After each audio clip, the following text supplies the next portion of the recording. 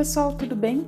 Hoje a gente vai falar sobre A Casa dos Espíritos, da Isabel Allende. Esse livro foi publicado no Chile em 1982 e a história de todo ele se passa no Chile. Não é dito exatamente no livro, não é nomeado o país como Chile, mas nós sabemos que é o Chile por toda a descrição. E toda a história se passa durante quase todo o século XX. É uma história de muitos anos, é toda a trajetória de uma família. Se trata de um livro de realismo fantástico ou realismo mágico, em que nós temos todo o mundo como nós conhecemos e que dentro dele acontecem algumas coisas que nós consideraríamos fora da realidade.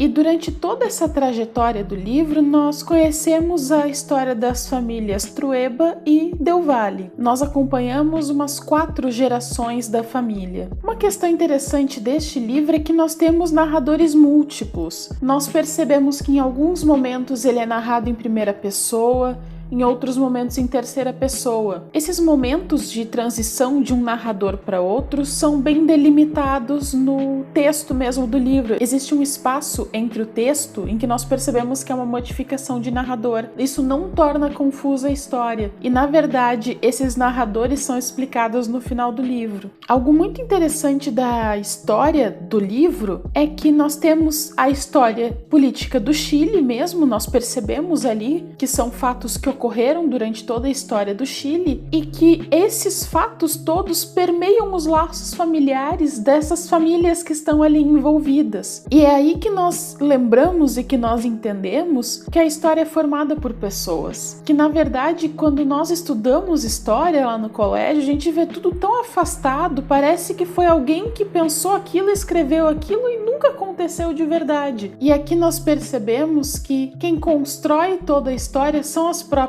pessoas, que são as pessoas que têm essa força de fazer a história se mover e que eventualmente estar em lados diferentes dentro de um mesmo grupo faz com que esse grupo se divida e por vezes não volte mais ou volte a se unir em algum momento, mas a escolha de lados dentro da história acaba permeando esses laços familiares. O livro como um todo, ele vai passando por diversos tipos de momentos. Nós temos momentos mais sensíveis, nós temos momentos do fantástico, do mágico, e que na verdade é descrito de uma forma tão quase trivial que é difícil pensar que aquilo esteja fora da realidade. E nós também temos momentos mais cruéis, mais pesados. A autora vai passando de um para o outro com muita naturalidade, tanto que em alguns momentos nós nem percebemos que nós passamos de um para o outro e nós só nos damos conta com alguma cena muito específica. Nós temos 3 grandes personagens nesse livro. Nós temos Clara,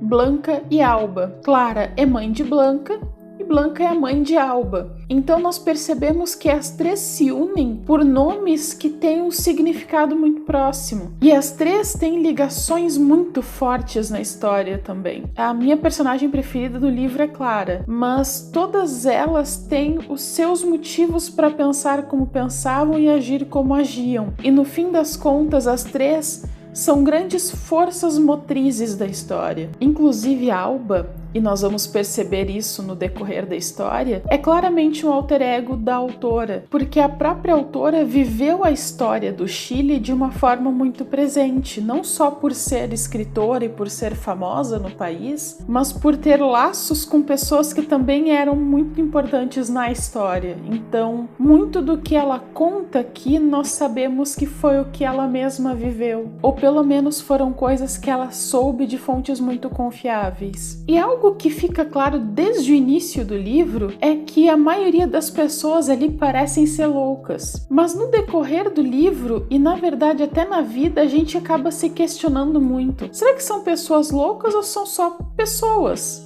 tentando viver suas vidas, seus sonhos? Porque nós temos ao mesmo tempo pessoas únicas, pessoas com suas vontades, com seus sonhos, e nós também temos fatos pitorescos que são feitos por essas pessoas. Olhando de fora, cada uma delas acaba parecendo irreal, mas São os fatos todos juntos que nos mostram que são justamente essas pessoas que fazem a coisa toda acontecer, que fazem as coisas mudarem, que fazem a história andar. Temos também outros personagens muito importantes, mas eu quis centralizar a análise nas mulheres, porque a verdade é que todo livro é permeado por essa questão do feminino. Nós temos uma perspectiva de história a partir da visão e da ação de mulheres. Apesar de termos personagens masculinos muito importantes no livro, eles são importantes apenas para demonstrar a força das mulheres. Bom, pessoal, essa foi uma brevíssima análise da Casa dos Espíritos da Isabel Allende. Até os próximos vídeos!